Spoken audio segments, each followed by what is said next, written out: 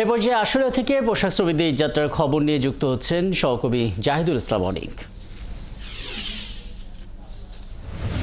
জাহিদ, আজকে আনুষ্ঠানিকভাবে ঈদের ছুটি শুরু হলো, সেই হিসেবে সব কারখানা ছুটি হয়েছে কিনা এবং বেতন বোনাস নিয়ে প্রতি বছরই শ্রমিকদের একটা অভিযোগ থাকে, এবার সে অভিযোগটা রয়েছে কিনা, ঈদযাত্রায় কোনো ভোগান্তির মধ্যে তারা পড়েছেন কিনা?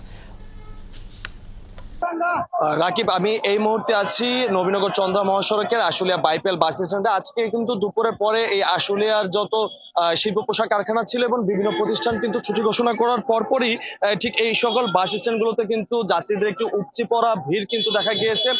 বিভিন্ন জায়গার কিন্তু বিভিন্ন দূর দূরান্তে যাওয়ার গন্তব্যস্থলে যাওয়ার জন্য কিন্তু যাত্রীরা এই বাস স্ট্যান্ডগুলোতে তারা ভিড় জমিয়েছেন এবং যাত্রীদের এই উপচে পড়া ভিড়ের কারণে কিন্তু এখানে যে সকল বাস রয়েছেন, সেই পরিবহনগুলো রয়েছেন, সেগুলো কিন্তু তারা সিট পাচ্ছে না, যার কারণে কিন্তু তারা বিকল্প পন্থায় কিন্তু বিভিন্ন ট্রাকে করে এবং মালবাহী যে সকল ট্রাক রয়েছে সেগুলো করে কিন্তু তারা তাদের ঈদে বাড়ি ফেরার চেষ্টা করছেন।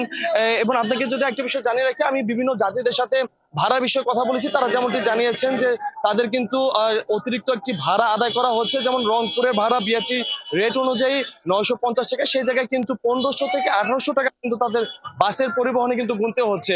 সেই জন্য তারা কিন্তু বিকল্প পন্থায় 600 থেকে 700 টাকা কিন্তু তারা এই ছোট ছোট যে সকল পিকআপ ভ্যান রয়েছে, সেই পিকআপ ভ্যানে করে কিন্তু তারা তাদের গন্তব্যস্থলে যাচ্ছেন।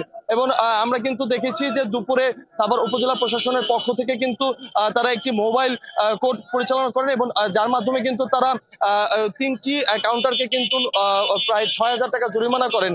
এছাড়াও আমরা এখানকার বিভিন্ন যাত্রীদের যেই চাপ আপনি দেখতে পাচ্ছেন যে তারা এই কিছুক্ষণ আগে বৃষ্টি হয়েছে, এই বৃষ্টি উপেক্ষা করেও কিন্তু তারা ঈদে পরিবার পরিজনের সাথে ঈদ আনন্দ ভাগাভাগি করার জন্য কিন্তু তারা এখানে উপস্থিত হয়েছেন।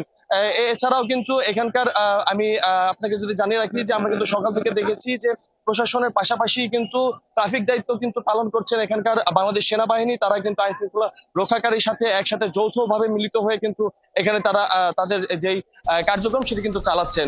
রাকিব, অনেক ধন্যবাদ জাহিদুল ইসলাম অনেক যুক্ত হয়েছিলেন আশুলিয়া থেকে।